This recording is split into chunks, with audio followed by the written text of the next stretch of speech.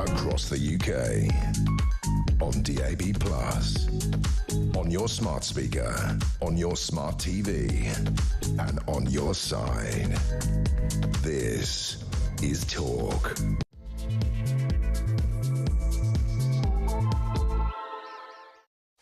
Oh my God, it's Friday. The weekend starts here. Good evening and welcome to the Political Asylum right here on Talk. I'm your happy host, Kevin O'Sullivan, and I'll be with you all the way to 10 o'clock. Stand by for 2 terrific hours of news, views and topical debate and 60 sizzling minutes of my smash hit TV show, What Just Happened, which, if you just want to listen to it, is radio friendly. Meanwhile, you know the drill. Get involved, get it off your chest, get on the phone and call me on 0344 499 1000. That's 0344 499 1000. Or WhatsApp voice note me on the same number, and I promise to play your message out. It's Friday, March the 14th. Here's what's coming up. I think it's time for us all to get seriously angry about our asinine Secretary of State for Net Zero, Mr. Ed Miliband. Not only is this preposterous poser making us colder and significantly poorer with the highest energy prices in the entire world, he's also an industrial-scale hypocrite. Now Crazy Ed is busy destroying the planet on a mission of pure folly, flying to Beijing business class with his team to persuade China to join his ill-informed climate crusade. That would be the China that has 1,161 coal-fueled power stations and is building 300 more. The same China that produces 28% of global pollution and doesn't care. 3 days of the world's most pointless talks ever as part of Mad Miliband's moronic campaign to persuade Xi Jinping and his gang to climb aboard the COP30 wagon in Brazil, where they're annihilating the rainforest to build a massive great highway so that the private jet brigade can get chauffeur-driven to a convention that, as always, will be a guaranteed disaster. Haven't you had enough of this crap? 0344 499 1000. Also tonight, 2-tier Kias pushing the bureaucratic pieces around, and how strange it is to witness a Labour government sacking 10,000 NHS staff. We're hearing now it might even be as many as 30,000. What about the workers? But will scrapping NHS England and bringing it under West Streeting's direct control really turn our hopeless health service into a well-oiled machine? And what about NHS Wales and NHS Scotland? They're even worse than NHS England, no mean feat. But is the Prime Minister cool with them just carrying on being awful? He is, after all, the Prime Minister of all the United Kingdom. Devolution, bit of a problem, isn't it? 0344 499 1000. Meanwhile, the latest on the Ukrainian peace that never was. Trump can push Zelensky around. Putin, not so much. Are we really even anywhere near a ceasefire? Anywhere near peace? 0344 499 1000. Plus, one of the most upsetting acts of bovine animal cruelty you will ever see. A poor wombat mum traumatised as some idiot influencer woman steals her distraught baby. I say bring back the death penalty and execute Instagram ignoramus Sam Jones painfully. What do you reckon? 0344 499 1000. In the meantime, let's all unfollow her. I don't suppose she makes much money out of being an influencer anyway. Most influencers aren't a social media influencer. What they mean is they're unemployed. But either way, let's all unfollow Sam Jones. She's deactivated her account, but let's make sure that she cannot be an influencer. What a disgusting thing to do. You should see the video. I'll play it to you later. It's really upsetting, but I think it's worth watching so you can just see how asinine and stupid and mindless some people can be. Let's execute her. What do you reckon? 03444991000. You know, don't take that seriously. Although I probably would. My special guest tonight is Reform UK's leading female luminary, Dame Andrea Jenkins. It's looking pretty good for Reform in Runcorn, where there will be a by-election soon. It does look as if the Rupert Lowe affair wasn't much more than a blip. The project seems to be prospering still. There is much to discuss with Andrea, obviously. All that and so much more. So don't go anywhere. Stick with me right here, right now on Talk, the home of free speech and common sense. Let's spend Friday night together. And it being Friday, I am with my Friday friend, political strategist Pete Barnes. Welcome, Pete. Hi, Kev. How's it going? All right. Busy week again? Busy. Well, it was this time last week. You guys got the night off. Yeah, it was delightful. All right for you. So I get switched due to Ian Collins, I think, had to take the day off sick. So I got switched to drive time. And, I thought, well, I'll get the night off as well. Pete and Samara, the producer, and everyone else will get the night off. Lucky them, but I'll be out home and dry. I'll just, kind of meander my way into the weekend. 7 o'clock, get down the pub. And indeed, the first hour was all right, There we go, it's a couple of hours to go. Pint, almost dreaming of my first pint. And then 5 o'clock, all hell breaks loose. Why 5 o'clock on a Friday? That was the most annoying thing about what happened, was everybody was either in the pub or on the way home, and we were like, I'm sorry, what? Yeah. I'm going, whoa. Why couldn't you just do it at 3 o'clock or something like that? But here we are a week on, and I was actually putting the point, obviously the fans being flamed by Reform's worst nightmare, Ben Habib, who was my guest at the time. I was saying, could this be the end of Reform UK? Ben, of course, yes, they're finished. But I actually did think, I didn't think it would finish them off. I think you actually said that. You came on as a guest and said just that. But I did think it would be more damaging to them than it seems to have been. It's interesting. And I'll tell you about Rupert Lowe. I like Rupert Lowe. He's been a guest on this show many times. I've got a lot of time for him.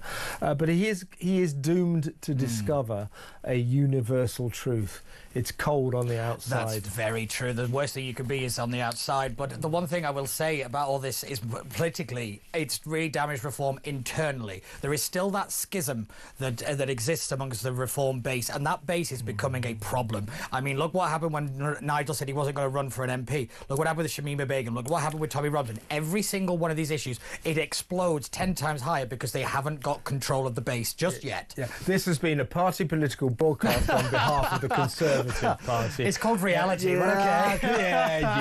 He's got skin in this game. You're right. I mean, they're not getting away with this scot-free, but you would accept it's the polling in Runcorn and Helsby, which of course is the constituency that was Mike Amesbury's, the Labour thug, ex-Labour thug. I keep laughing for the wrong reasons, but there is something quite funny about it. He had to resign, had to quit. He will now quit because he beat up one of his constituents and got a suspended jail sentence for it. So he fully deserves that. But it's the last thing Labour need, because they had a massive majority there. I think it was about 14,000. And Reform UK do look in position to maybe overturn that. So from the ashes of this, sort of political disaster involving Rupert Lowe, triumph may emerge. But we'll talk about that. Well, I'll talk about it with Pete, of course, and we'll talk about it with Andrea Jenkins when she comes on, because Andrea, of course, former Tory, now known as Reform UK's leading female luminary. So it'll be interesting to talk to her. I think we've done the row to death. I think we have to look forward. How will this affect Reform going forward? And I think actually not that much. But let's get to tonight's schedule before we get to Reform and all that. I just thought, let's talk about Ed Miliband. I'm so sick of this. I'm sick of this. So he's in China. He's flown to China. By the way, flown to China. He's the eco nut, climate change, net zero zealot. Save the planet, save the planet. He's flown to China business class with his team. It's costing us a fortune. And last time I looked, Pete, jets weren't very good for the environment. Oh, what? So, you know, one rule for us, a different one for him. Typical of these people, these entitled politicians who basically say, do as I say, not as I do. Anyway, there he is, going to Beijing to persuade China to join his ridiculous climate change crusade. This is just pointless. This is just pointless. As I said in my monologue, China couldn't give a damn about climate change. It's got 1,161 coal-fueled power stations, is building 300 more, is exploring for more coal. It could not give a damn. It produces 28% of the world's carbon emissions, the most by a mile, and will continue to do so. Uses this dirty power, if you like, this polluting power, to build the windmills and the solar panels that we ridiculously buy off them. So Ed Miliband, oh please come aboard, please Xi Jinping, can you come to COP30 in Brazil? And what do we learn in Brazil? They're smashing the rainforest to bits, felling millions of trees to build a bloody great highway so that the private jet brigade can be driven to it in their chauffeur-driven limousines. I mean, there ought to be a stronger word than hypocritical for this situation. Yeah, there probably is, but I don't think I've got one, by the way. Ofcom won't allow it. That's the problem. I better not say it.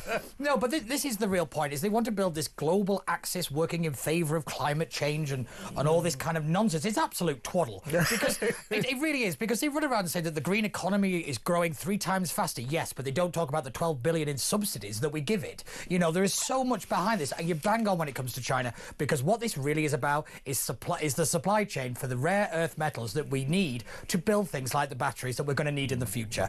That is what this is really about. It's not anything to do with the environment. It's about getting access. And Ed Miliband is that wrapped up in his own ego and believing in his own Kool-Aid that he thinks he's saving the world. Let's not forget, it's not just China he's flown to. He's in India last month. He did Brazil last year. And then he went to the COP29 conference with one of the biggest contingencies out of anybody. 420 it was people. absolutely astounding. And then they're going to give us a lecture. I don't think so. Yeah. I am absolutely done with being lectured to by hypocrites. Yeah, and they all sit on that side of the political aisle. It is pathetic. Absolutely. What do you think, folks? You know, we've got to make a stand here. The only encouraging thing, as Keir Starmer sort of turns into Ted Heath by the day, you know, he's becoming more and more right-wing. We're going to call him Keir Thatcher soon. Oh, God. Maggie Starmer. He's getting more and more right-wing because he's having to be, because, of course, his ridiculous socialist ideas do not gel with reality, with the real world. He's finding out that you just can't be ridiculously left-wing and be a sensible Prime Minister. The only thing we can hope for is that he'll see sense. I do hear rumblings that Starmer and the Labour bigwigs are getting a little bit fed up with Ed Miliband. You know, people are sick of it. I mean, for God's sake, we have the highest energy bills in the world. When old moron features, Crazy Ed, came in, I will cut your energy bills by £300 because my green strategies are so remarkable. What's happened? They've gone up by about £300. Yeah, that's the point. Yeah. And we now have the highest energy bills in the world. He said, oh, that's due to global financial fluctuations. No, it's not. No, it's not. It's due to what he's doing. Now, I can see that Keir Starmer won't put up with this for much longer. And if he's got any sense, Starmer, you know, when he starts to sort of begin to vaguely look as if he's talking sense about, for example, the NHS. We'll talk about that in a little while. You know, he's beginning to see that one of the things you have to do as a Prime Minister is you have to court popularity. You have to try to be as popular with the people as you can. And if you pursue policies that will make their energy bills go up and up and up, that won't make you popular. No, it won't. Particularly when you said you were going to bring them down. And this is the bit that Keir Starmer is coming face to face with. It's called reality. Yes, you know, you can run around believing in what you want, doing what you want, but when you've got, you know, the black and white numbers saying that your policies are making people poorer, they're making people colder, that you're making people choose between heating and eating, you suddenly have to wonder, are you on the right side of the argument? You can pursue net zero, but the speed to which Ed Miliband and the acolytes acolytes are all running towards it is preposterous. It is anti-science, and it is just done out of ideology. It is not done out of any pragmatic understanding about what people really feel like. The government, even the last government under the Conservatives, they went stick rather than carrot first. And I think that's where they've really got net zero wrong. I think a lot of people want a greener planet. They want things to be environmentally friendly. But what they won't do is have a heat pump. They don't want to make their lives worse for it. No, stick the heat pumps where the sun don't shine. And I'll tell you where the sun don't shine. Britain, which is why solar panels aren't a particularly effective way of fueling and powering this country. This madness, this absolute madness. While we're on the subject of Labour, it's just emerged a couple of hours ago that Rachel Reeves, Rachel from Accounts, the Chancellor of the Exchequer, has taken a freebie to go to see the pop star Sabrina Carpenter. She's got a box. Freebie. Now, she's going to turn around with justification and say, I declared it, this is all within the rules. But is she mad? Is she stupid? Yes. Is she stupid? Yes. After the 3-year Kia storm, when they were all revealed to have their noses in the trough, you know, what she should have just, as I just said to Peter Cardwell, here's an idea.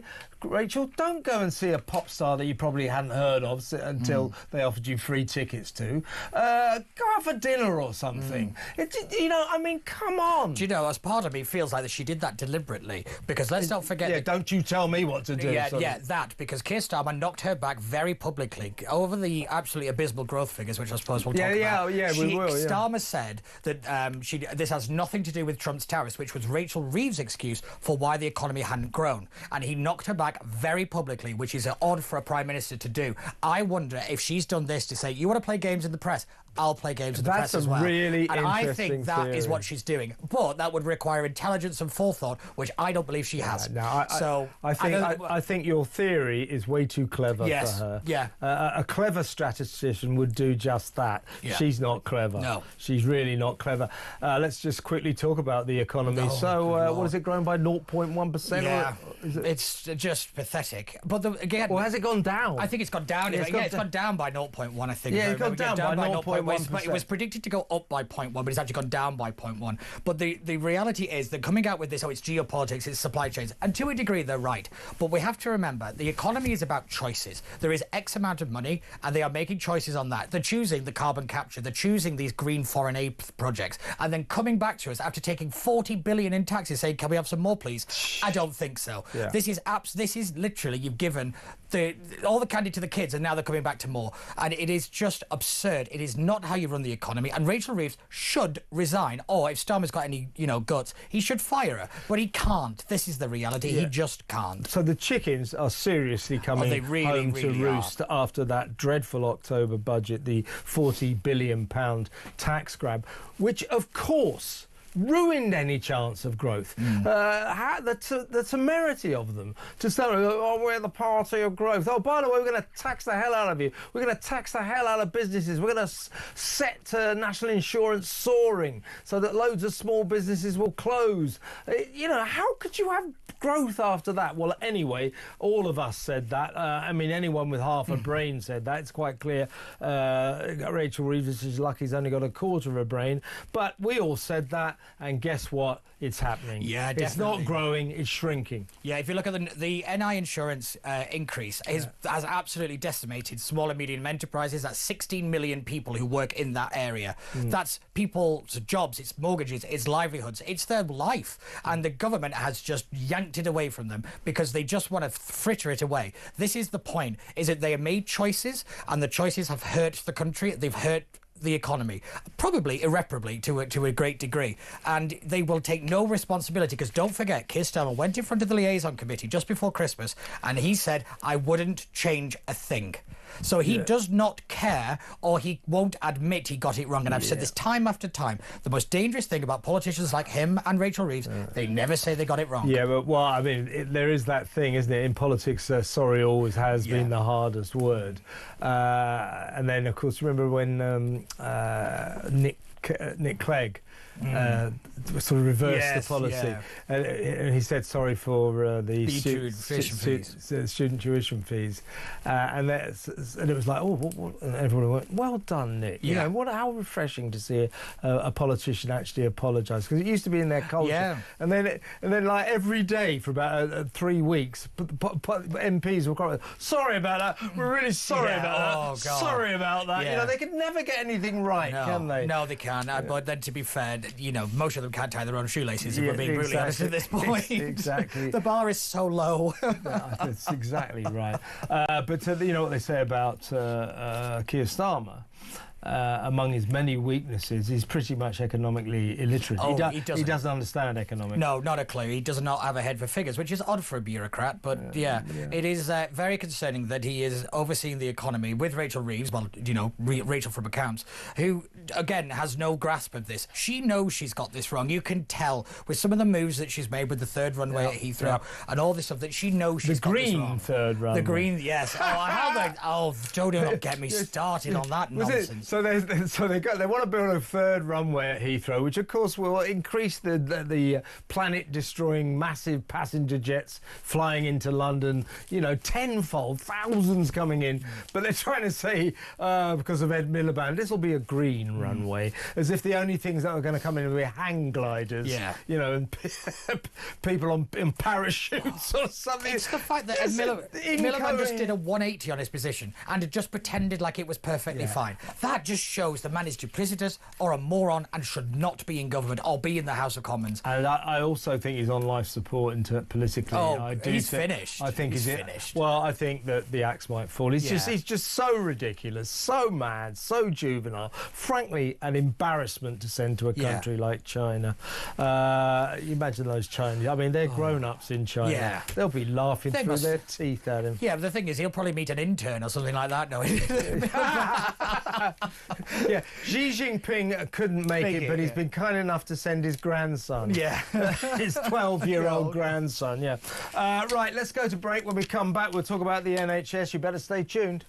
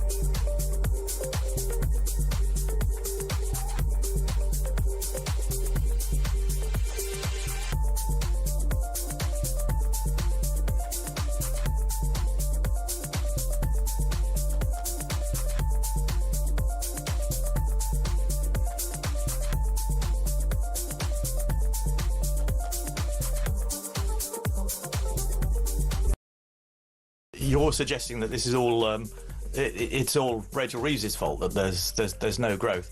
Well, it is. She's the Chancellor of the Exchequer. Yeah, but normally when I say what public spending would you cut, you go foreign aid, but they've cut that. So what next? I've never actually said that. I don't think I've ever said that. Well, I wouldn't be giving minimum 18 billion pounds to the Chagos Islands. Oh, come on, Mike. Mauritius. That's 90 million a year. It's pocket money. Well, it's not pocket money because amortised over the years it's going to be 52 billion.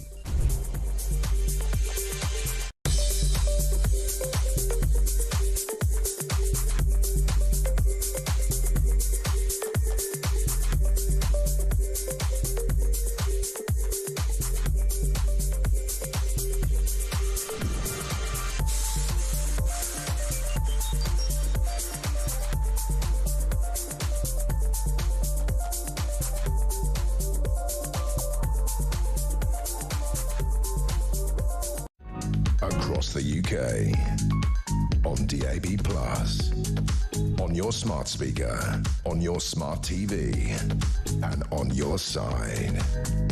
This is Talk.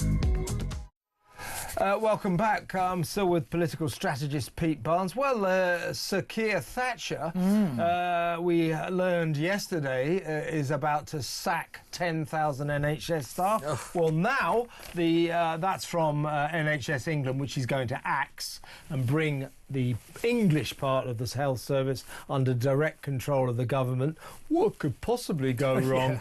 It's like I said, there's probably only one thing worse you could do to NHS England than allow NHS England to continue, and that's put it into the control of the health department. Yeah, that's very true.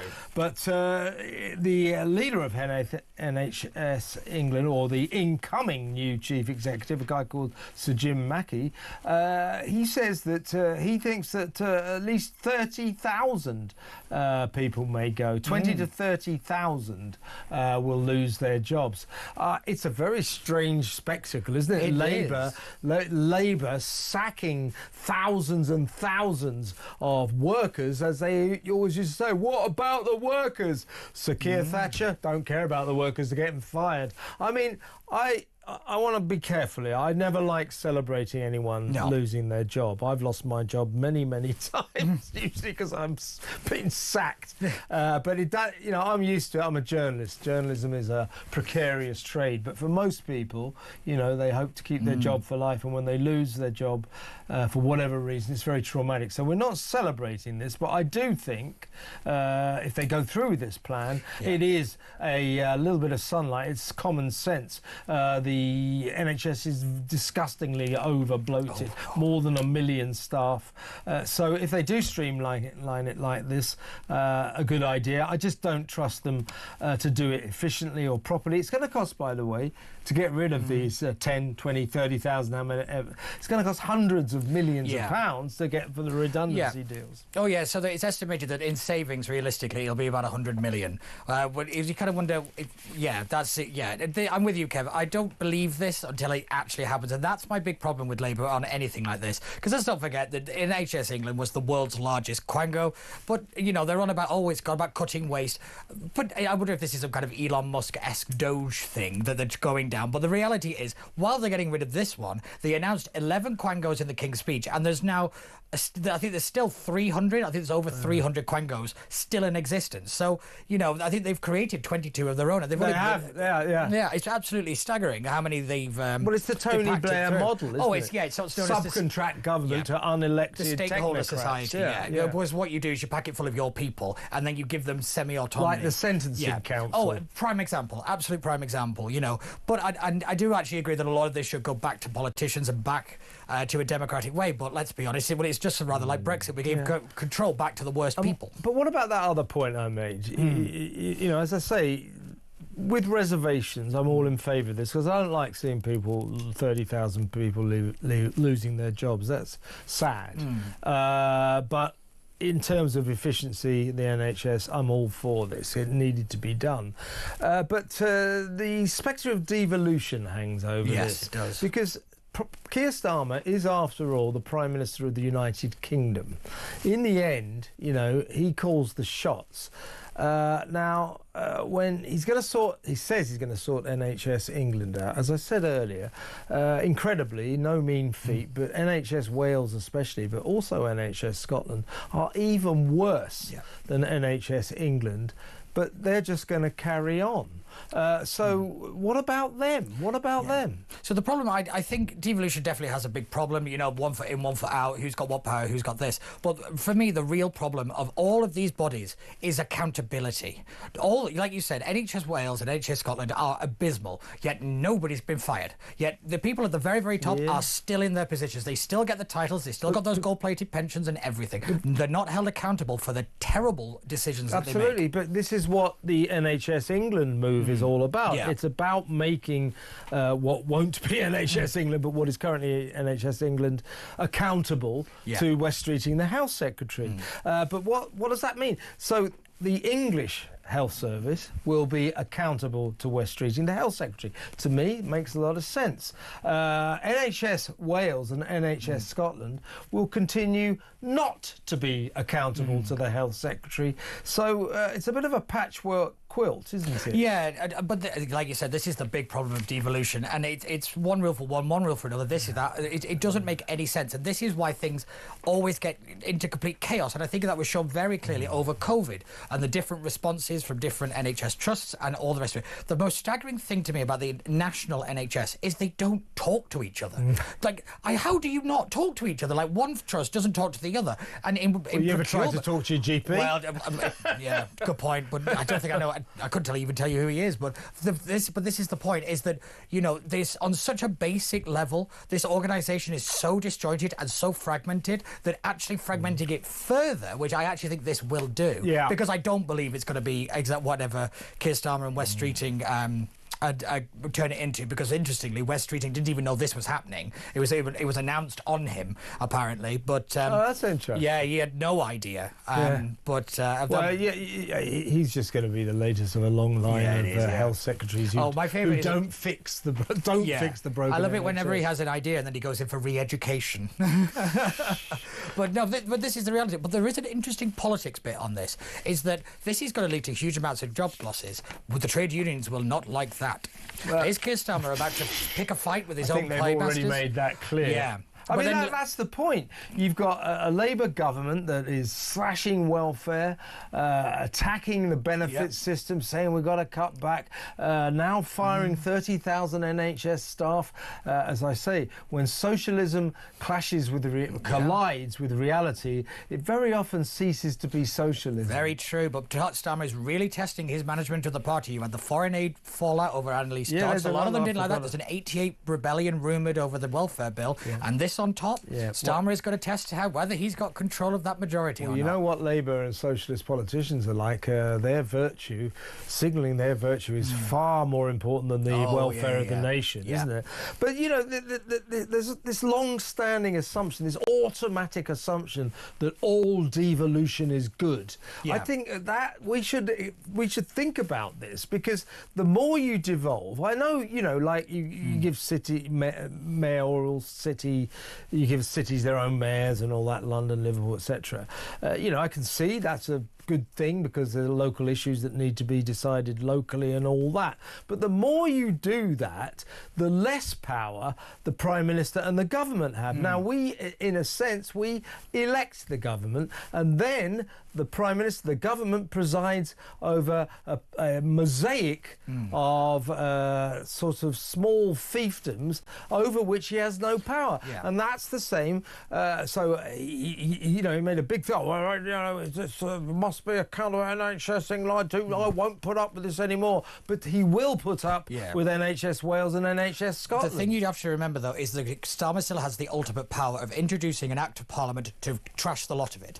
Parliament is still... Well, do it then. But that, I've often said that. You know, get rid of Metro mayors, get rid of the Welsh Assembly and the Scottish Parliament. They can go. You know, you'd save billions. You want to save money? Get rid of them. But this is the point: is that the ultimate power lies in Parliament, because Parliament can get rid of them. No matter what anybody says, the Parliament is still sovereign. They were created by an Act of Parliament. They can be destroyed by it. Yeah, well, and that's what I think about the Sentencing Council. I don't believe Labour. Shabnam Mahmood, the Justice Secretary. that one. I had no idea. One of her staff staff is on the Sentencing Council. I think that two-tier justice, easy deals, leniency for ethnic minorities, Muslims, trans people, that's Labour policy, and she's just acting like she doesn't know. 100%. Like, the idea that she had no clue what was going on. She's either a terrible minister and a politician, or she's just an idiot. Yeah, well, I mean, she's just barefaced lying to people as well. Writing to the Sentencing Council. That letter was already written. Her phrase,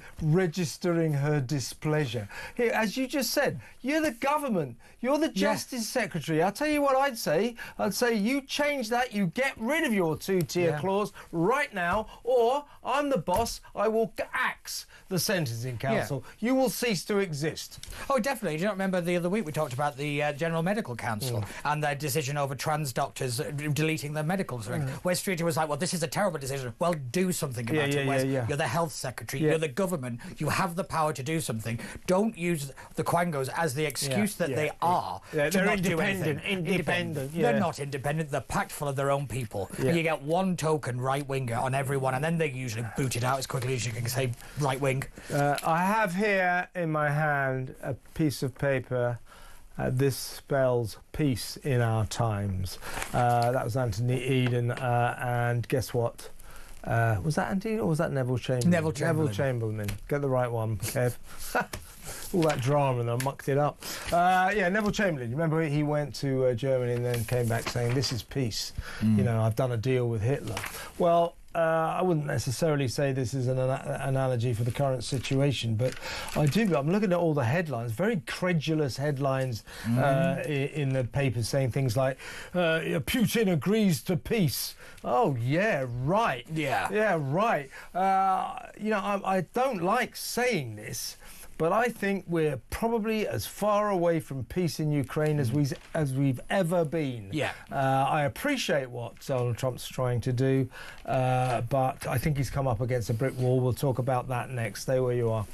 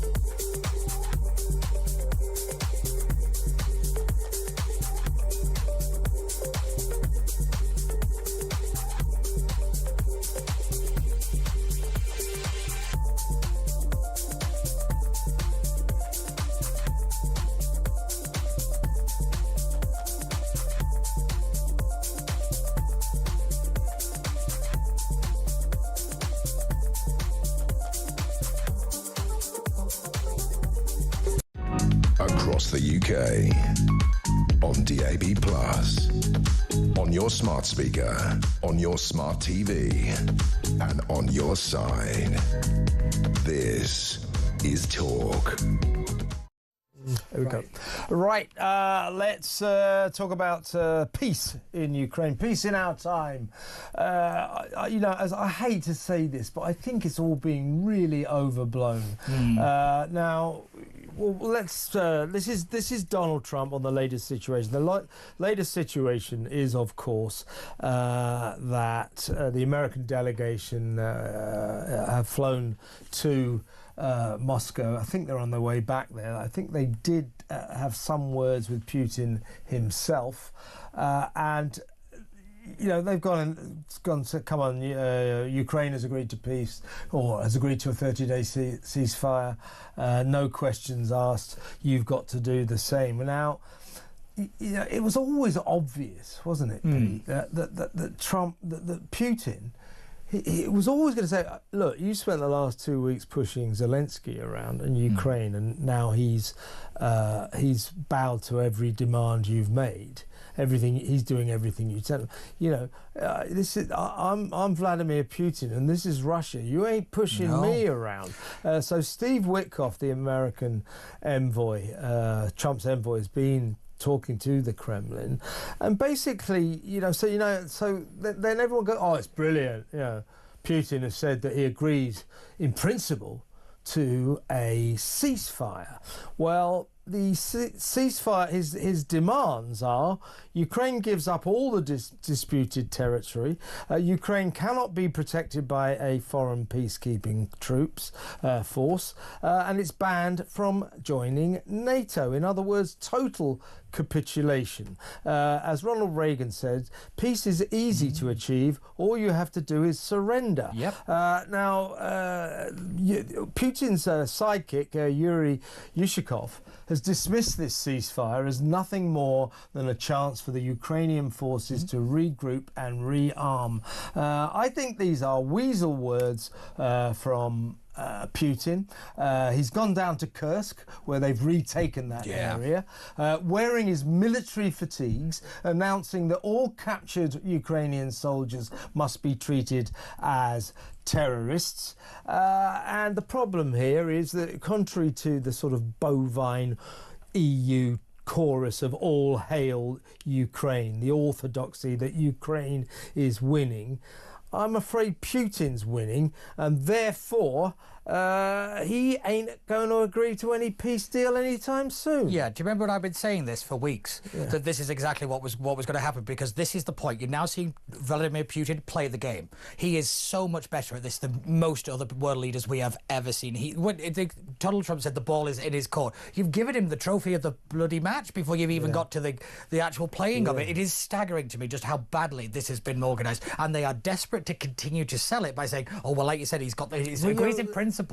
I was like, that's not the point. Well, first of all, let's have a look at Trump.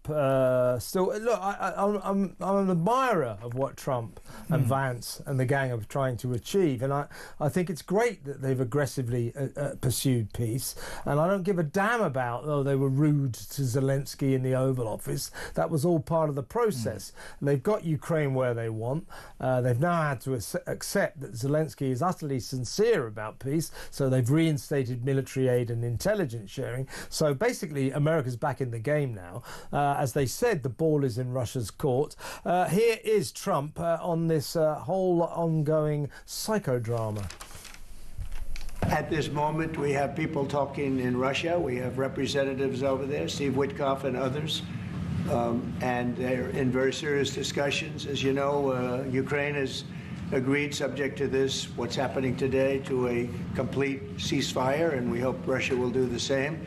We know where we are with Ukraine, and we are getting good signals outside of Russia as to where we are with Russia, and hopefully they'll do the right thing.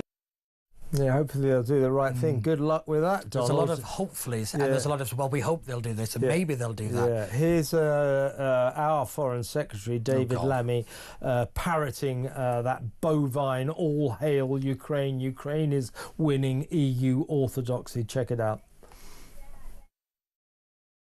I think that there is a unified approach, that we need an enduring peace that lasts. I think that there is unity, that now is the time for a ceasefire with no conditions. Ukraine has set their position out. It is now for Russia to accept it. I think that there is a coalition of the willing emerging to give Ukraine the security architecture and arrangements that they need, and to get into the detail of any monitoring of that.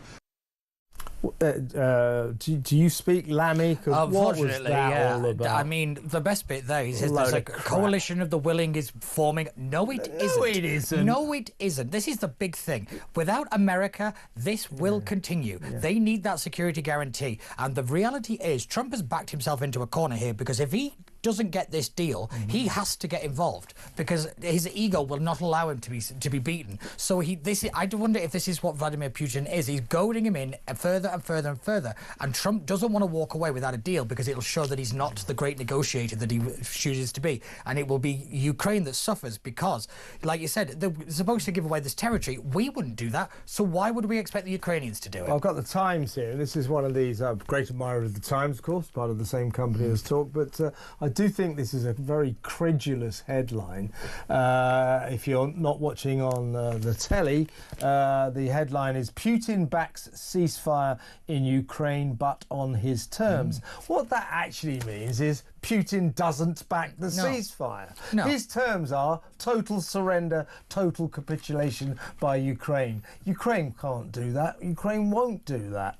Yeah, but this is the point, is that Trump dragged Zelensky to the table. Like David Lammy just said, Ukraine set out... I've got no objection to that. But I will say that the idea that David Lammy just said that Ukraine put out their position, they didn't. Trump put out his position. Zelensky Zelensky was not allowed to put any conditions on any of this. Is Trump now going to capitulate to Putin to put conditions on it? Because Putin is not going to allow Trump to be the puppet master. He has been a puppet master so far, I think impressively. But he's been allowed to be. He's been allowed to be the puppet master. As I said at the outset, Putin, he's not going to allow Trump to treat him as if he's Zelensky, as if Russia's Ukraine. I think we're up against a brick wall. I hate to say it, but prepare for war to continue. Yeah. This peace isn't coming anytime soon.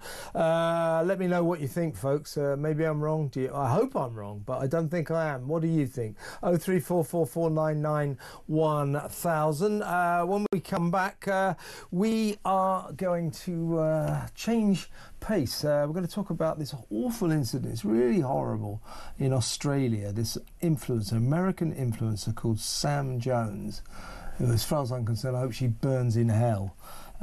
You'll find out why I'm being so strong. But you know me. I'm a hard man, but I have a chink in my armour. I'm an animal lover, and this has infuriated me. I'm not the only one. We're going to break now. We'll play you the video afterwards. Stand by.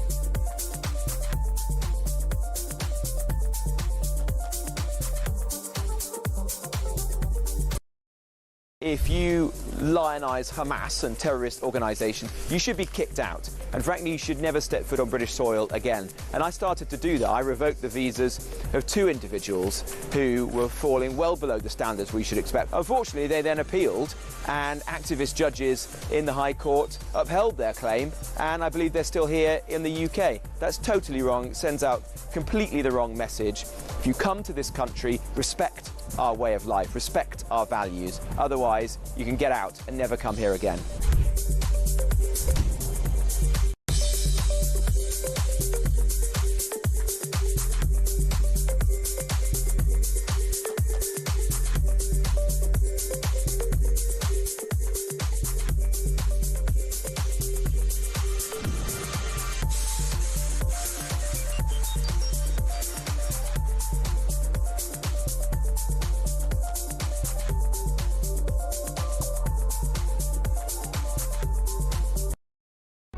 Across the UK, on DAB+, on your smart speaker, on your smart TV, and on your side.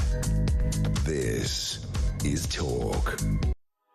I'm only being I'm joking a bit. I'm only being half serious when I say I'd like to execute this woman. Her name is Sam Jones. She's an Instagram influencer. So she's American. She went to Australia, hooked up with some idiot Australian bloke, and in order to create content for her moronic Instagram account, you know, watched by millions and all that. I've never heard of her, but this is what she did. Have a look at this. Just caught a baby wombat.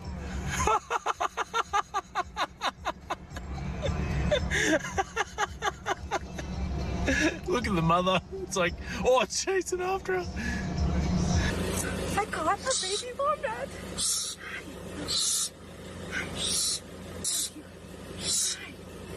Okay, Mama's right there, and she is pissed. Let's let him go. No, he's right. All right, let's let him go. Come here, Mama. Come here.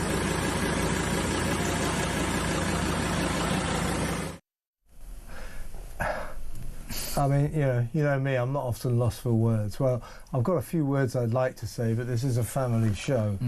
That's one of the most horrible things I've ever seen. This will be for her Instagram account. The irony is, you know influencers, right? The scourge of our age, if you ask me. 99.9%. I'm an influencer. I'm a social media influencer. Translation, I'm unemployed.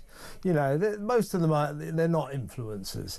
I don't know about Sam Jones. Anyway, the irony of it is, she's had to deactivate her Instagram account. Can we get? I'm just talking to my production team. Can we get Sam Jones's Instagram account address, please?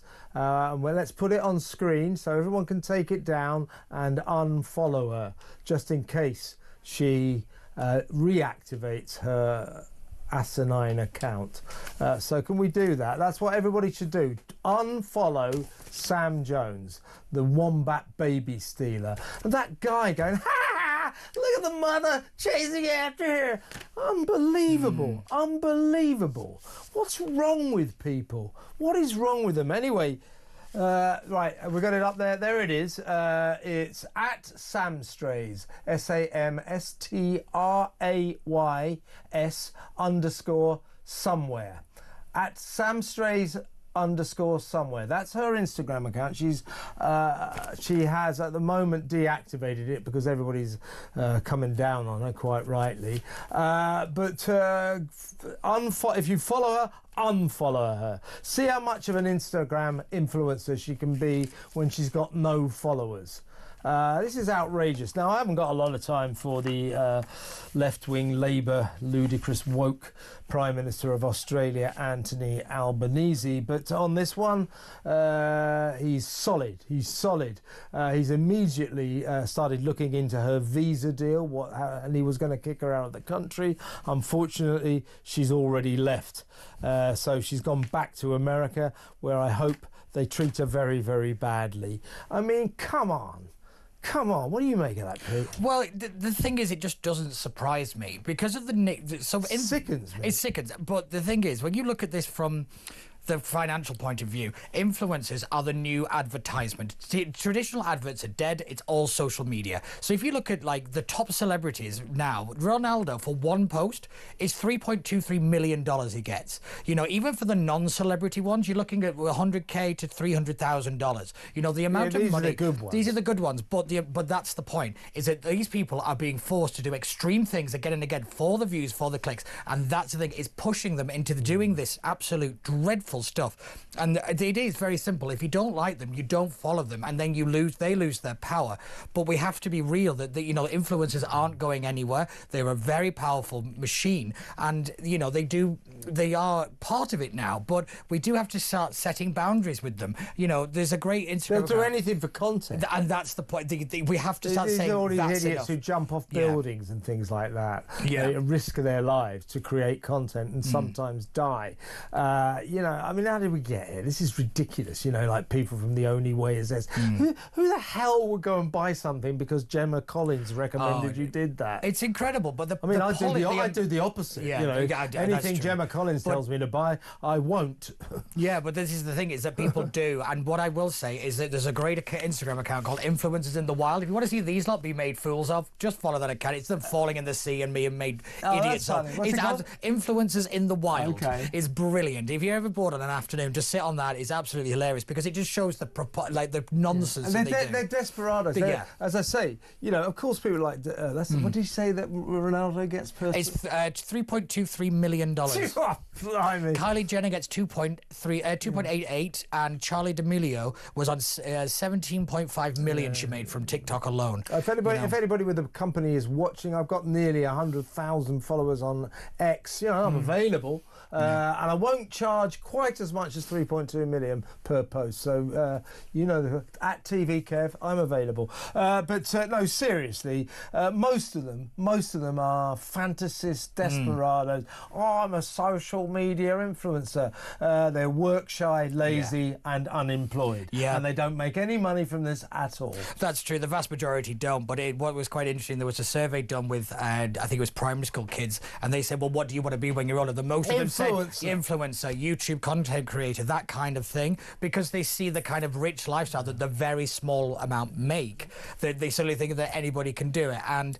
you know, that thing then makes them do the extreme. Yeah, they get themselves into trouble. trouble. The other thing they say, kids, is what do you want to do when you grow up? I want to be famous. Yes. In what way? I just want to be famous. It's I mean, a friend of mine, I don't know kids myself, a friend of mine's got kids, and I had to be around their house once, and the kids are like 12, 13, 14 kind of thing.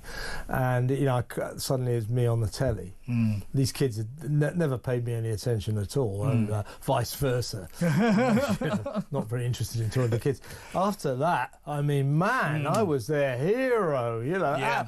They're going to be, what's it like being on television? I said, do you know what I said to them? I said, vast. And they walked away confused. But seriously, this fame game, this influencer game is ridiculous. But it's not really what I wanted to do this story about. I just was very upset by that video, and I hope you were too. If you want to let me know what you think, either by message or on the phone, please do. 03444991000. Well, it's been a great hour with Pete, as per. When we come back after the 8 o'clock news, we're going to be joined by Dame Andrea Jenkins, of course, former Tory luminary and now a Reform UK luminary. So lots to talk about with Dame Andrea, so stay tuned for that.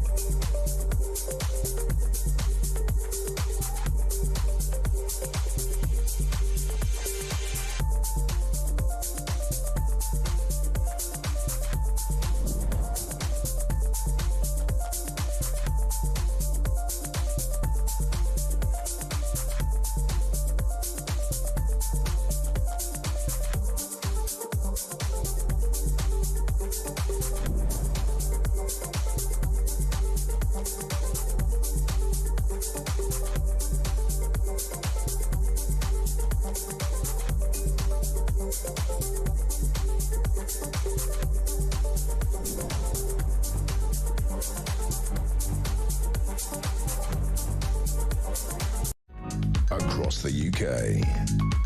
On DAB+, on your smart speaker, on your smart TV, and on your side. This is Talk.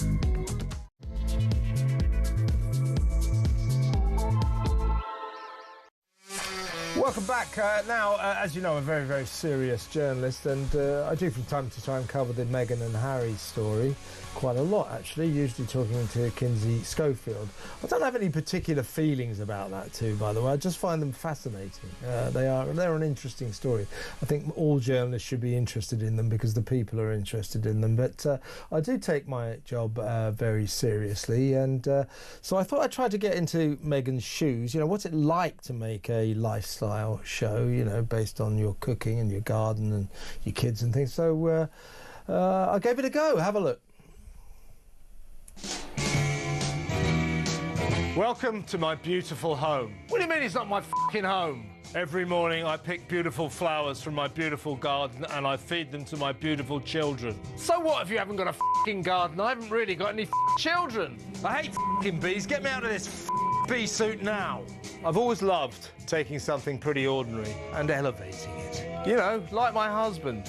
It's so funny that people keep calling me Meghan Markle because it's Meghan Sussex now. It's Meghan f***ing Sussex. Meghan f***ing Sussex. Meghan f***ing Sussex.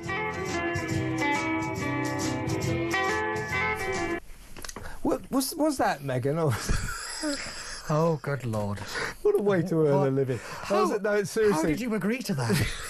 How drunk did they get you for you to agree to that? You're talking about the guy who had a banana milkshake thrown in his face. Yeah. And got 4 million views. At some point, it just becomes abuse. That's gone viral. I was coming into work yesterday, you know, and I had to film What Just Happened. Oh, by the way, folks, that'll be on in 1 hour. What Just Happened's my TV show. But we'll bring you a clip of that in just a little while.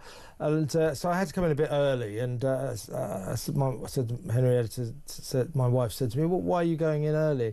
And I said, oh, yeah, I've got to dress up as Meghan and make a video. I suddenly said to her, what a ridiculous job I've got. Yeah. Well, you explain that to somebody who's not doing this. What that is just insane. Yeah. I mean, who has to say this? Why are you going in earlier? Well, I've got to dress up as Meghan and film a video. It's unbelievable, isn't it?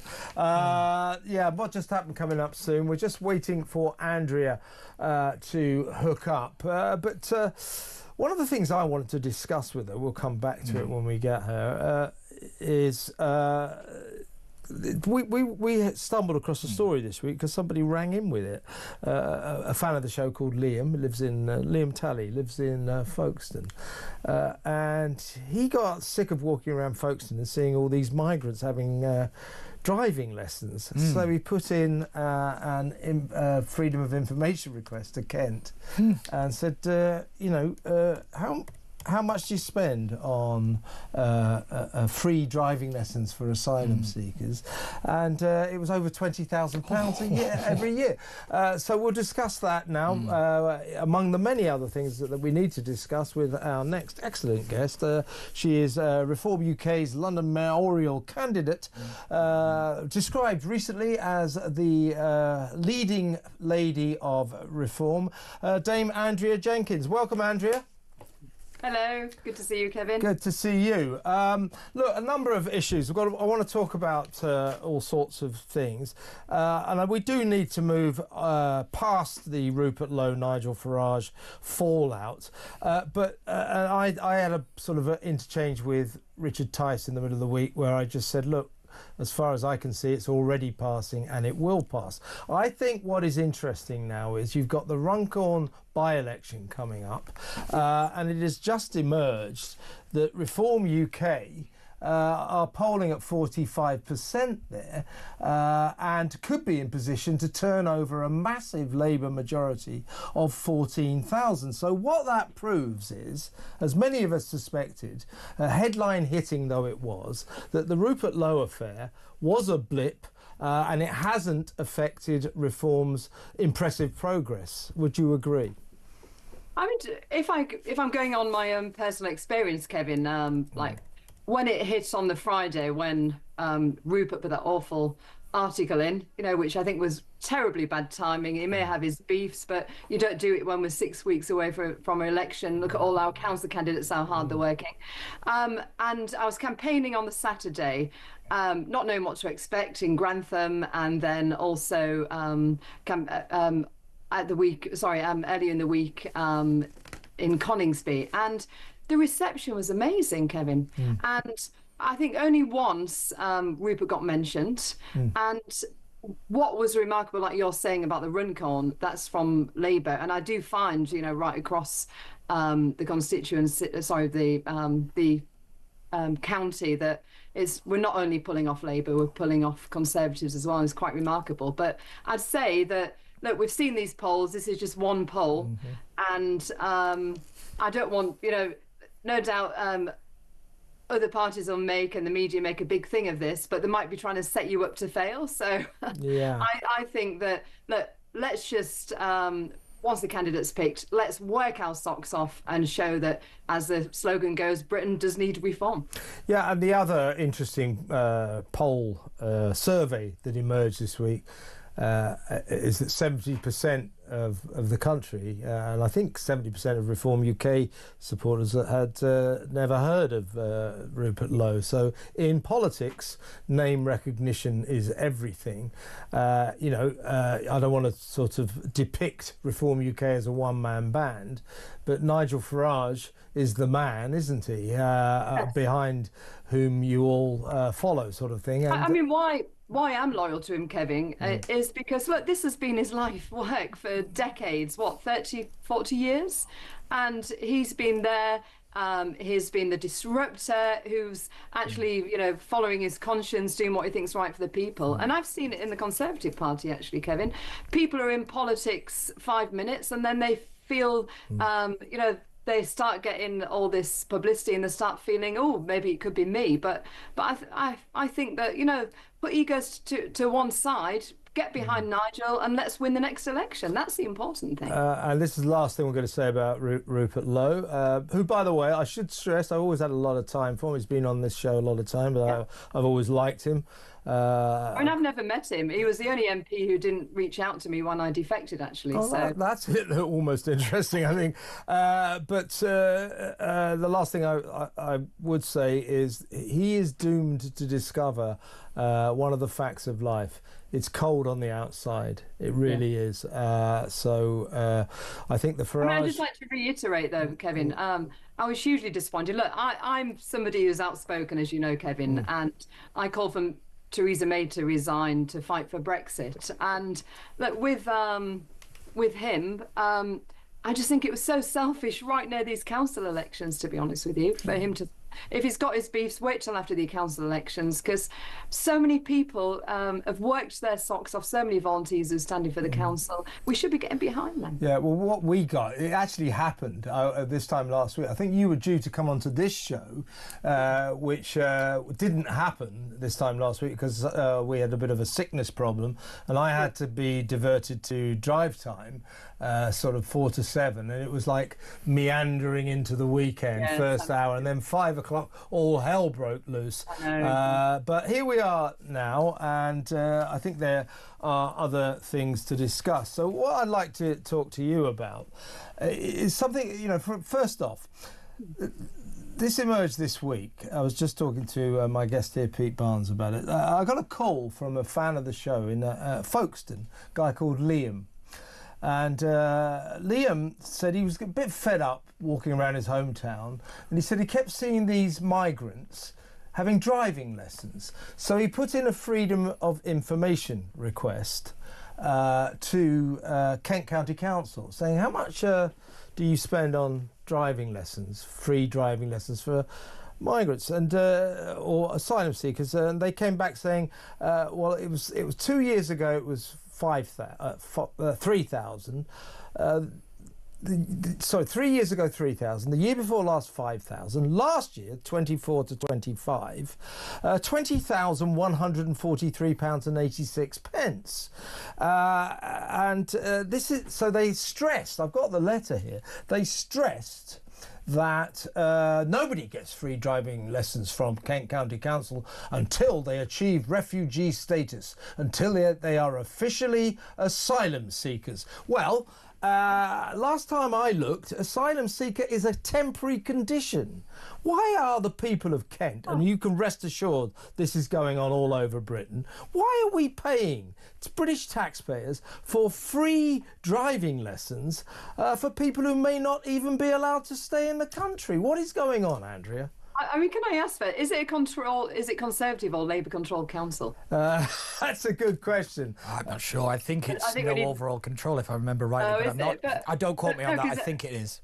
Oh, is it? Okay. We'll look it up, Andrea. Yeah. We'll know this within minutes. No, yeah, because I think that's important to know. But I mean, God, this is ludicrous. I mean, look, one thing I love what Trump's doing, Kevin, is putting his country's interests first. Yeah. And that's what we need to do here in Britain. And why the heck are we giving driving lessons to migrants? I mean, I've got one stat, actually, which in Boston, 25% of social housing goes to people not being born in Britain. Yeah. And I think that's way too. And we saw some stats in London. It's even higher in London, etc. We saw some stats this week. And, you know, people are getting fed up. You know, we're seeing boatloads coming over on a daily basis. And I'm sorry, but it's about time we put the British people first. I mean, what I'm trying to do, I mean, we've seen that there's quite often a homeless problem for veterans. Yeah. And what I've said I'll do if I get elected, Kevin, is actually set up a veterans village, because this is what we're doing in Hull. Yeah. To really sort of help them to sort of like move on in society and help them with a job, and they're doing this in Hull. And I think why we're not, you know, they fought for us, why don't we fight for them rather than giving like these free driving lessons? Well, by the way, you're going to be pleased you left the Tory party. Kent County Council is a massive Conservative majority council, and they're doing this. Kent has 5,500 migrants, asylum seekers living there. I mean, my point would be is even if they're permanent, you know, why would we, the British taxpayer, be expected to pay for their driving lessons? If you or I want to learn to drive, I'm sure you actually, I know you can already drive. I saw you on the telly last night. I can drive too, but if it took about 5 tests though, Kevin. I'm not the best driver. Well, yeah. Anyway, you paid for your own, didn't you? Why are we paying for these people? Now, this is part of something called the Asylum Seeker Support Scheme, and this will make your hair curl. I don't know if you picked up on this week. So in the last, this is a scheme by which asylum seekers, migrants, many of whom broke into this country illegally, are given free stuff. You know, trips to the zoo, tours around the local football stadium, trips to the cricket, free haircuts, driving lessons, driving tests. We just guess how much Britain has paid, British taxpayers have forked out for freebies for people who broke into our country illegally over the past 5 years. You will not believe it. £6.6 billion. What is going on, Andrea? Oh my God! What is going on? I think the country is going mad, actually. Yes. And it's all about human rights now, but not about the rights of the British people. That's what it feels like. I mean, you know, it just feels like people are coming to Britain. They can, you know, they can bring their families, and they've got an all-you-can-eat buffet for life, really, and it feels wrong. It feels wrong. You know, our British people, we've got to start supporting them, and look what we're doing that Labour's doing to pensioners. And enough of soft touch Britain, Kevin. I'm sick to the teeth. The British people are, you are, and this is why we need a strong leader like Nigel and Reform to actually, you know, kick Britain back into touch, really, because everywhere you look, Andrea, I totally agree with you. You know, there's this sort of kind of aroma of decay and madness, and it's a sort of, you know, we're all for being kind, but be kind has become a kind of Guardian reader virus now, whereby so many politicians put signalling their own virtue, their own wonderfulness above the welfare of the nation. £6.6 billion for free stuff to give to people who broke into our country illegally. That is off the scale insane, isn't it? It really is. And it does make you wonder what, you pay politicians for when they come up with those decisions, to be honest, doesn't it, really? Because they certainly haven't got the interests of the British people at heart. I mean, it's the same with Starmer. I think he cares more about the global stage and his ego than he does the British people, to be honest with you. Yeah, well, how many times have you seen that? You get these prime ministers come in, they prove to be not very good. Happens with every country. Leaders take over, they have their honeymoon period. Most leaders' honeymoon periods last about a year to 18 months. Keir Starmer's lasted about 18 hours. So then they hit the jets, fly around the world, where other countries don't treat them with so much contempt. I mean, with Starmer, though, he's used to getting free stuff himself, so maybe he thinks, free for others as well, except the British people. Well, let me ask you about this just before we go to break. Quite a minor issue, but I think it's quite striking, this. Rachel Reeves has just been revealed, Rachel from Accounts. She hasn't broken the rules. She's made it clear, declared it and everybody. But she's just been to a Sabrina Carpenter concert. I got the name wrong earlier. I don't really care, but pop singer Sabrina Carpenter had a pop concert in London this week, and Rachel Reeves got a free box there for her and her friends. She's going to declare it, but wouldn't you think, after the Free Gear Keir row that engulfed Labour, that lost them all their popularity, that she might have calculated, I'm not really a Sabrina Carpenter fan, I don't have to go to this concert. What was she thinking? What do you think she was thinking? I actually think that, I think some of these people feel they're born to rule, and that, look, let's face it, socialists think there's one rule for them and another rule for everybody else, don't they? And that's certainly been evident with the Keir Starmer's government. And look, it looks even worse, actually, Kevin, because, look, we could be going into a recession, couldn't we? I mean, We've seen the figures out today. Yeah. And she's off there at a pop concert. She should be studying what can she do to stop us going into recession. It beggars belief, it really does. Well, we'll talk about that when we come back after this break, Andrea.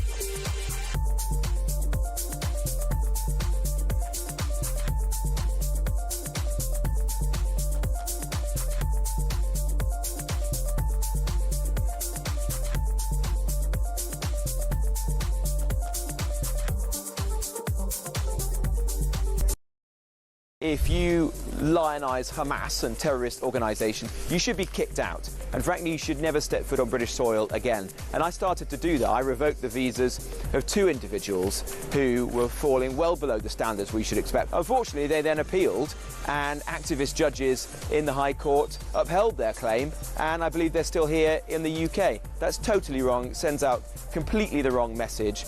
If you come to this country, respect our way of life, respect our values. Otherwise, you can get out and never come here again.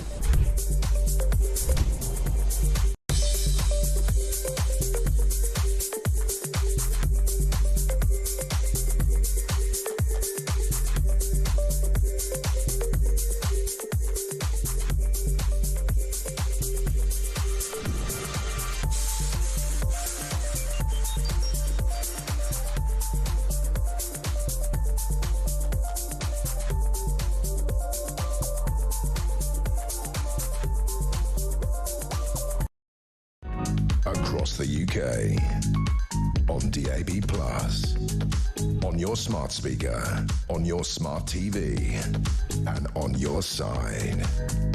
This is Talk. Before we go back to Dame Andrea Jenkins, some breaking news. You remember the terrible ship collision in midweek. The captain of the Salong vessel, the Russian captain, Vladimir Motin, 59 years old, of Primorsky, St. Petersburg in Russia, has been charged with gross negligence manslaughter and has been remanded in police custody and will appear at Hull Magistrates Court tomorrow. That's Saturday, March the 15th. So a development there. Let's go back to Andrea Jenkins. Andrea, we alluded to just before the break the news that far from growing, the economy has shrunk by 0.1%. I'm with Pete Barnes of your former party here, and we both agreed that, I mean, the Labour government has been living in a kind of fantasy world since she imposed on us the worst budget in modern history, that £40 billion tax grab, and then start saying this is the party for growth. Of course we can't grow after that. And your national insurance rise, killing businesses left, right and centre. This is just the chickens coming home to roost. It's obvious, and we're hearing through the Westminster grapevine that Keir Starmer, who is well known to be pretty much economically illiterate, doesn't understand these kind of things, is furious. Yes, I mean, also we saw this week as well, Companies House has said that they've had the lowest number of new business startups, record low, and that's another lever as well, isn't it, to show you where the economy is heading. And I've been speaking to businesses across Lincolnshire in the last week or two, and they just don't want to invest. And you can't blame them because it's so uncertain at the moment. And look, we're driving out the those that create wealth and employ people, and that's so wrong. And I just really dread, Kevin, I'm sure you do as well, where we'll be a year from now, let alone 4 years from now when there's another election. It's just, we're definitely going to be in recession. Definitely. Yeah, I would say so. Meanwhile, we just started the show with this because I've just about had it with all of this stuff. Ed Miliband, Crazy Ed, the Net Zero Secretary, has just jetted off to China in business class, with no doubt with about 3 to 4 of his flunkies, costing us a fortune, destroying the planet on the eco-unfriendly jet that it'll be flying in on, for 3 days of talks with Beijing ahead of the Brazil COP30 conference, to persuade Xi Jinping to really get involved. This is the China that has 1,160 coal-fueled power stations, produces 28% of the world's pollution, carbon emissions, and couldn't care less. This is just wasting our money, wasting our time, and meanwhile his asinine policies, his net zero mania, is resulting in us having the highest fuel bills, energy bills in the damn world. And he's blaming, economic fluctuations. It's his fault, and we can't go on like this, can we?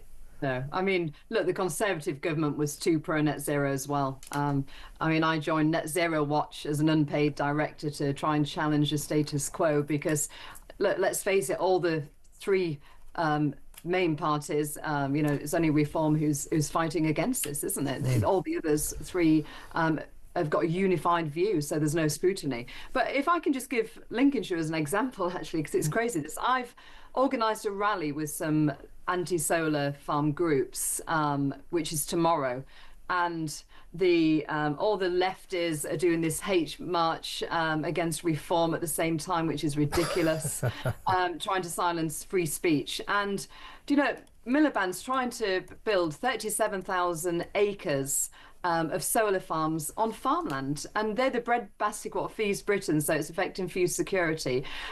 What he's also trying to do is have this burning chicken poo in Lincolnshire. It gets so we get truckloads from across the East Midlands and we burn it for energy, and then on top of that he wants mass pylons. And it's just crazy. And at the same time, is saying no to fracking and the gas find, which could power Britain. And that, you talk exactly. No, it's deranged, is what it is. And of course, underneath Lincoln, they've just discovered what they think is the biggest shale gas reservoir in all of Europe that could power this country for at least 7 years. And of course, we won't frack for shale gas for ecological reasons, because the idiots who campaign against it, usually old grannies, you know, with placards saying save the world and all that, say it'll cause earthquakes in Blackpool. No, it won't. I mean, how much longer, Andrea, have we got to put up with the insanity, the net zero insanity perpetrated by idiots like Ed Miliband? It just doesn't, it's unscientific, it doesn't stand up, and yet in every way we get poorer and colder thanks to Ed and his gang. It's crazy. But also as well, I mean, I completely agree, Kevin. I mean, I think that Greta's his special advisor, don't you? They're so delusional, both of them, aren't they? Yeah. But I mean, I think the public are waking up to this. The majority of the public, they just think it's net zero as the line goes. But no, it's got to stop. It is clearly insanity, this. But don't forget, I mean, God, at Heckington, it was I'm not saying there's anything in this, I don't want suing, but it was a major donor of that Dale Vince of the Labour Party, who has just been granted this mass solar farm. And to me, it just stinks. Yeah. And going back, Andrea, to China, you know, which uses these masses of fossil fuels with their enormous number of coal-fueled power stations to manufacture our windmills and our solar panels. Meanwhile, we won't frack, but we buy in loads of fracked gas from the United States of America. But what they're doing as well, sorry to interrupt, what they're doing, I mean, it's with the previous Conservative government as well, this whole push from net zero. We saw what they did to Drax Power Station. They shipped these chopped down trees in Canada, shipped wooden pellets to Britain to burn. Yeah. And then I think the net zero has been decimating British steel as well. I mean, they're proposing this new system that can't burn virgin steel. I mean, it's crazy, but would import virgin steel, and it. Yeah, it's seriously gone mad, hasn't it? Yeah, absolutely insane. I don't want to be too sort of heretic here, but. There is actually, you know, we're going to go into very dangerous territory, but there is actually no hard scientific evidence that mankind is causing climate change. I suspect we're making a contribution. We don't know how much of a contribution. I would say the climate has always changed, and there was a lot of carbon emissions going on during the dinosaur age. The environment probably was extremely full of carbon and pollution then. I mean, what were the dinosaurs driving around in cars and watching telly and stuff like that? You know, there's no. I mean, as I say, people would then turn around to me and say, "Oh, you're a climate change denier." No, I'm not. Of course, I'm not. The climate has always changed and always will. Did you know who I feel sorry for, actually, Kevin? Yeah. Sorry for the cows, because they started that new thing. I hate that. To stop them farting. You know, to inject them with stuff to stop them farting. Yeah. I mean, what's it called? I can't remember. What's it called? That stuff? Oh, I can't remember the name. Bovine, is it? Or something? Alvine. Yeah, I think that's disgusting. You know, I mean, are they going to give it to humans next? You know, they're going to put it in our milk, because no doubt. The Labour, well, it is in some of our milk already, in some of our dairy products, and Labour supports the mass injection of this chemical into our cows because for some reason they think it will save the planet. Leave the animals alone, for God's sake. We're treating them badly enough as it is, you know, keeping them captive, nicking their milk and then killing them to eat. Let's not make their lives even worse by jacking them up with loads of chemicals. Honestly, Andrew, I think we've concluded that the world's going stark staring mad. Listen, Andrew, what a pleasure to have you on the show. Will you come and do it again soon? Of course I will, Kevin, yeah. That was lovely. Thank you very much. Dame Andrea Jenkins, Reform UK mayoral candidate for Greater Lincolnshire. Good stuff, eh? Yeah, fine. Yeah. I'm not saying anything. Yeah, no, yeah. I'm keeping my mouth shut on that one. She's a very likeable lady. Yeah, she is. I've worked with her before. I get on with her very well. I think she's a fine lady and all the rest of it. I think most of what she said, there are some points you could throw back at her, but yeah, I have to admit, I do quite like her. I think she's very capable, and she does mean what she says, and I do wish her well, but I think the Tory guy's better. So what you mean in Runcorn or no in Lincolnshire? In Lincolnshire. Okay, that'll be interesting as well. Because you would say that. No, because the main thing, the Tory candidate in Runcorn's got 10%. Oh, I know. Yeah. The Reform's got 40%. Yeah. The thing is, if Reform don't win Runcorn, they're in a lot of trouble. That's it's one of these expectation management problems. Yeah, because although I think they're going to do well, is that they got a mountain to go. That is Reform they have a huge problem with managing people's expectations. They're running around saying they're going to be the next government. I mean, let's be real, they've barely got enough people to even stand as candidates. Here we go. This has been the Cardiff Political Broadcast on behalf of Pete Barnes' Conservative Party. Right, let's go to break. When we come back, I'll play you a couple of films and we'll start taking some of your phone calls. We've got lots coming in. 0344 499 1000. Stick around.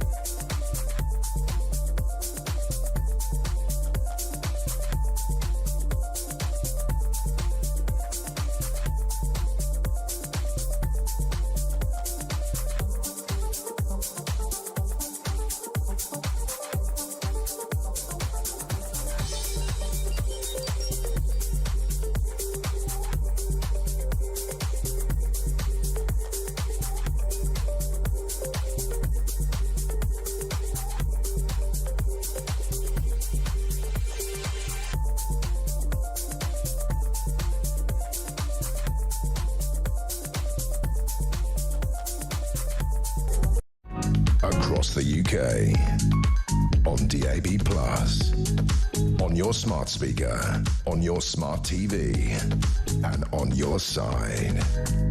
This is Talk. Welcome back. I'll take your calls in just a little while. Now, we did have an amusing message from Eddie in Preston.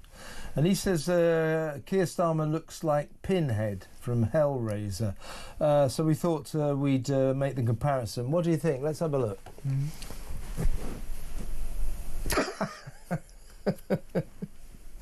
Yep. Oh, God, Yep.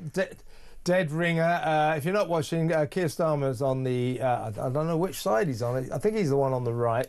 He's the one with the glasses, and the one on the left is the one with all the pins in his face.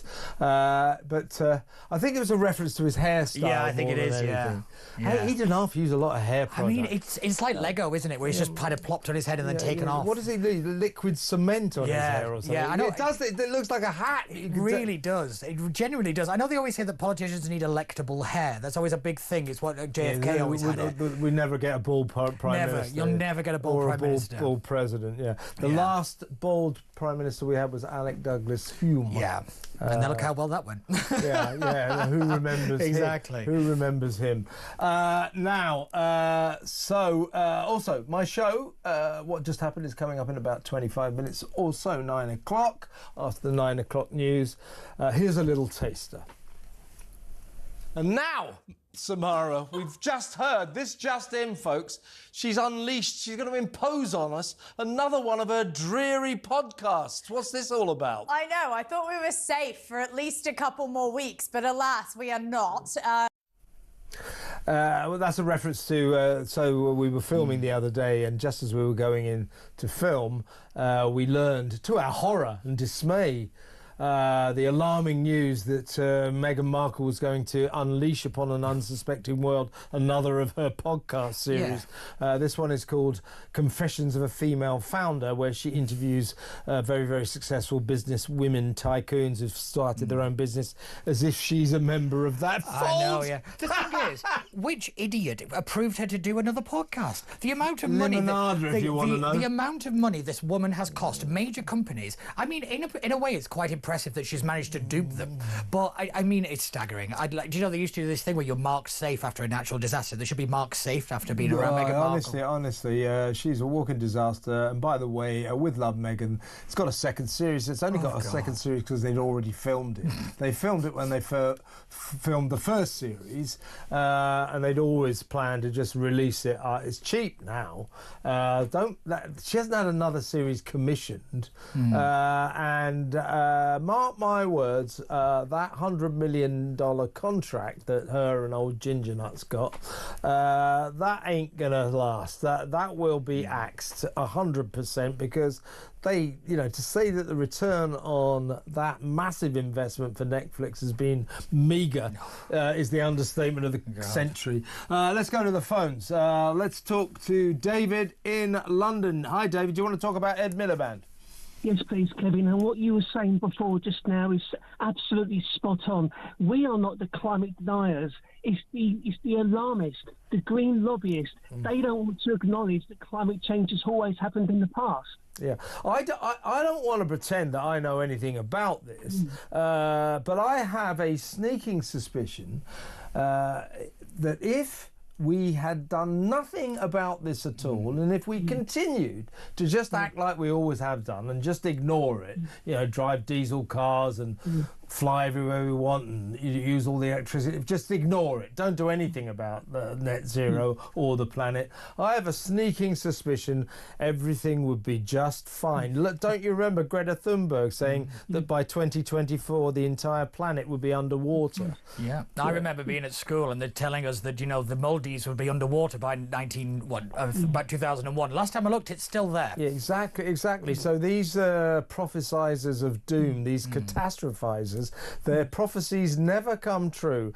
As I say, I'm not putting myself forward as an expert, but let me tell you, personally, I don't really care about the environment. I don't, you know, because it doesn't seem to affect me, and I don't think it affects this country very much. We do far too much. We only produce, David, less than 1% of the world's carbon emissions. If we stopped using electricity, went back to the Stone Age, lived in mud huts, went around on horses and carts, it wouldn't make a blind bit of difference to the world environment. So why are we doing this, do you think?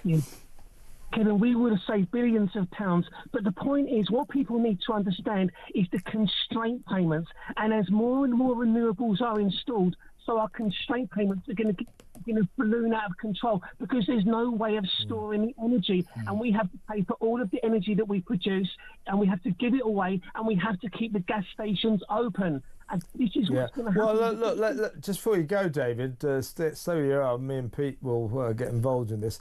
Let's tell the story of Drax Power Station up in Yorkshire.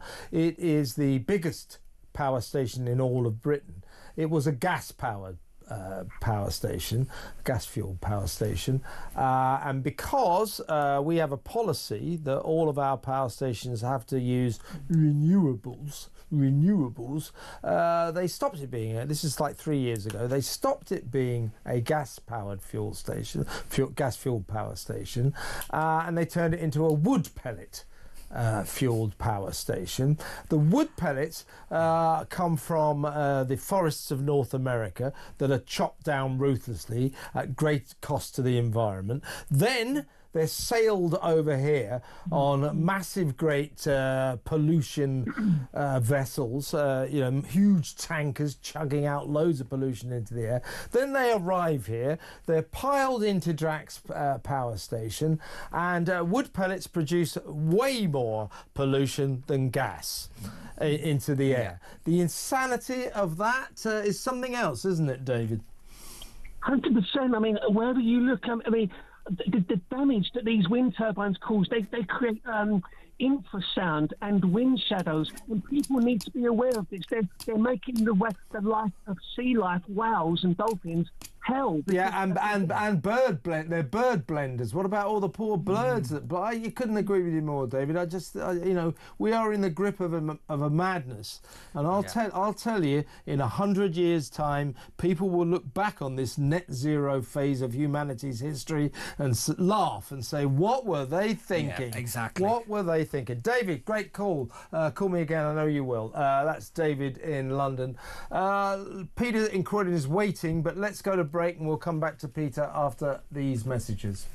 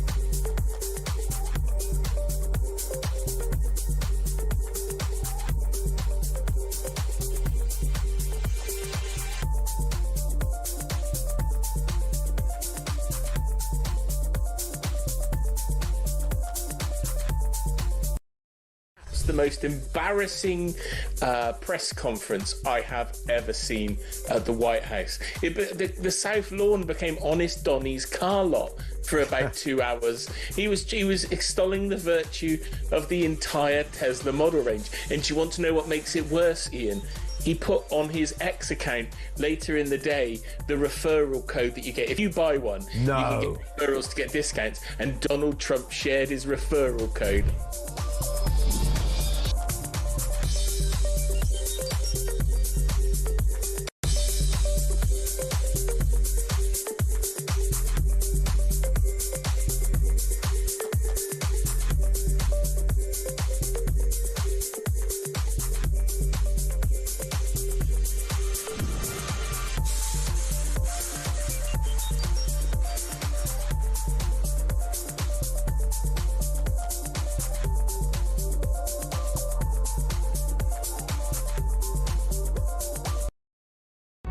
Across the UK, on DAB+, on your smart speaker, on your smart TV, and on your side. This is Talk. Just read a couple of messages before we go back to the phones. Treacle says, these migrants who are having free driving lessons, can they speak or read English? If not, how the hell can they read the signs, etc.? Dangerous or what? Treacle in Bridge End there. It's quite a good point. I bet you most of them can't. And I got lots of messages about the wombat. Or the poor two wombats. This is Dave E. Paul. He says, I think that waste of flesh that ran off with the baby wombat should be forced to do the same thing with a tiger cub. And we'll use a drone to film it as the mother tiger comes to collect her baby. Great idea, Dave. Couldn't agree with you more. And N.A. Nah from Kent. Poor Kent people. Do you know what the council tax is in Kent? No idea. It's over £4,000. Is it really? Wow. Yeah, over £4,000, and they're spending all the money on migrants' free driving lessons. And, you know, it's a massive Tory majority. This is, you know, your party's got to get its act together. It really does. Start acting like Conservatives. I know, I don't disagree. I think that stuff is absolutely horrific. But I would point out that when Dame Andrea was a Tory, she never said anything about this stuff. Well, okay. I don't know. Just throwing that one out there. Just very quickly, this is NA on the wombat again. I've seen the video of that American woman and what she did. I was in a shock, emotional. I felt awful for the mother wombat. I did too. I found it really distressing. Poor little things. It's so cruel. What a nasty piece of work. Even the person filming, that's awful, laughing, thinking it's funny. I was just about to say that. I couldn't agree with you more. NA or Nah from Kent. You know what? The Australian, look at the mum for chasing after his baby. Well, you know, you've got anything up there. You know, I mean, God Almighty, God Almighty. Right, stop being angry, Kevin. Let's touch down on planet Earth again, and let's talk to Peter in Croydon. Hello, Peter. Hello, Kevin. Hello, Pete. Good name.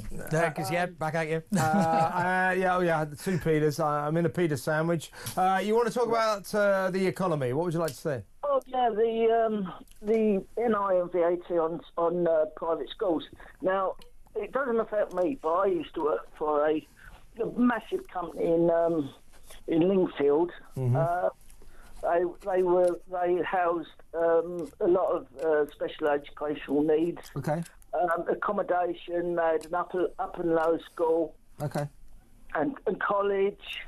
You had all the different councils. Right. And then they relied on donations. Okay, yeah. They've got obviously the wages to pay.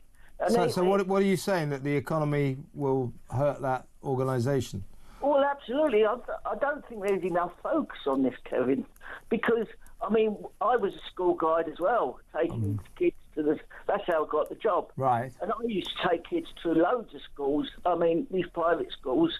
I know the schools are exempt for the kids, but what about all the other parties, like the councils? contributions for the employers. Yeah, well, I mean, the economy is going to affect everything, isn't it? But I think, Peter, you bring up a really good example of where the Labour Party is getting this massively wrong, because the VAT on private schools, they just think it's all Eton and Harrow. They don't think about these private schools for disabled kids, for what they call it special educational needs. They need a certain certification to be exempt from it. Most don't have it. And so these kids are going to be dumped into the state sector who don't have the speciality, don't have the things that these kids desperately need, and they're doing it out of ideological pettiness. That's the thing about this VAT on private schools. They've done it because they think everybody who goes to one of these schools must be rich. It's simply not true. And I'll tell you, I mean, that cabinet is full of student-style ideologues, silly little juvenile socialists. The most frightening zealot Labour socialist zealot is Education Secretary Bridget Phillipson. She's terrifying. And she's the one who's doing this, who is ruining all these private schools purely for old school socialist reasons. Yeah, she went up against is it Catherine? Oh, she's the world's strictest head teacher. I can't remember what her name is. And Catherine came out of this meeting and just said this woman is a lunatic. Yeah. She has no idea how education works. She's not listening to teachers, and yet she's doing it because this is what her ideology says she should do. And yeah, it is very, very concerning. But the VAT on private schools is the perfect example of why this is student union politics, it's just the danger of what these people are doing to the economy and doing to people's lives. It's silly and destructive. Peter, good call. Thank you very much for ringing. Call me again. Peter in Croydon. Let's go to Josh. Hello, Josh, in Coventry. You think reform is falling apart? Evening, Kevin. I did call about reform. Can I make a very quick point about private schools? Please do. Go ahead. Kevin, I go to a private school. I'm in my last year, and I think Peter is spot on. Yeah. Because I go to private school in the Midlands, West Midlands, which isn't anywhere near Eton or Harrow. Exactly right. Yeah. I get what you're saying. My parents absolutely make the most of their salary to send me there. Right? We're not, we're not going to the Maldives. Let's just say that. Exactly right. Making the most of it. And the thing is, right, this country just absolutely punishes the people who work hard and save to send their people to private school. Yeah, you're right, Josh. The Bridget Phillipson and her brigade, they think it's all posh, rich aristocrats. It's mostly people like your parents who work hard to give their kids a break. Listen, you want to talk about reform? What would you like to say? You think it's falling apart? I think it is, yeah. I think this is always bound to happen, Kevin, if I'm honest. 5 MPs. I don't think it's falling apart. I don't think you're right. Do you not? I've had to be quite honest, Kevin. I mean, I think that with Rupert Lowe... Have you seen the polls? 40%. 40% in Runcorn. Yep. And in this by-election, which, the Mike Amersby seat, as you just said, I think they'll win that. But I think that's a big if.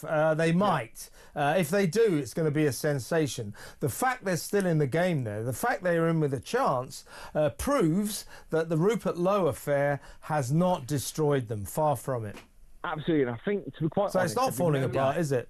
No, it's not destroyed them. It's not destroyed them, but it is falling apart because of two things. There we go. Because of two things. One, it is about you wanted it's to. It's about motivating the base. So they need a lot of volunteers knocking on doors. They've suddenly lost a significant portion of those people that they need at the general election. But more importantly, they've lost this chance of people going to work for reform who can control and be on the ground. Why would you go work? Because why would you go work for a party that has the potential to brief against you that you have Alzheimer's? Why would you go and work for them? I wouldn't. Most of the colleagues I work with think that what happened to Rupert Lowe is horrific. This is the point. They are a shell at the moment. They have no infrastructure, and this shows how rickety that is. They are reliant on the volunteers. If those volunteers don't believe in Nigel and don't believe in reform, they do believe in Nigel. But they do believe in Nigel. To a degree. Do believe in Not Nigel. all of them do. Not all of them do. This is just how many have left? They have thousands have left because of this. It is all over social media. Rubbish. It's all over social media. Absolute rubbish. They're holding their nose at the moment. Rubbish. We see it all the time. 70% of them never heard of Rupert Lowe.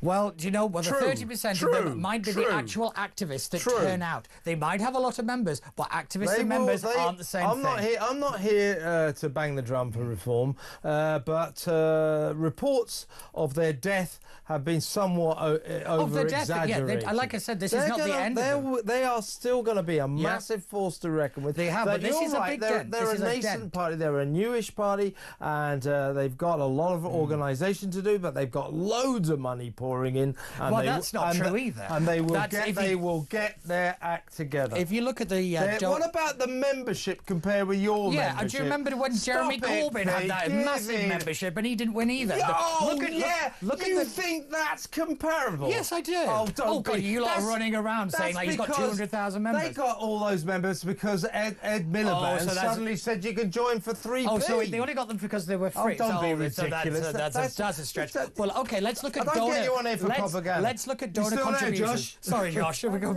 Yeah. What do you think, Josh? Sorry, Josh. Listen, I'll tell you one thing, right? I think that Peter is spot on. They might not be falling apart, but I think they've lost a lot of voters. And I think this has damaged them. I agree with that. But I think the politician that exaggerates or thinks that this is the terminal game is making a big mistake. Kevin. Kevin? Yeah. Yeah, so I think that, as we've shown with UKIP and Douglas Carswell, I think this will simply be a populist party which will soon phase out. What's wrong with populism? Not sustainable. What's wrong with populism?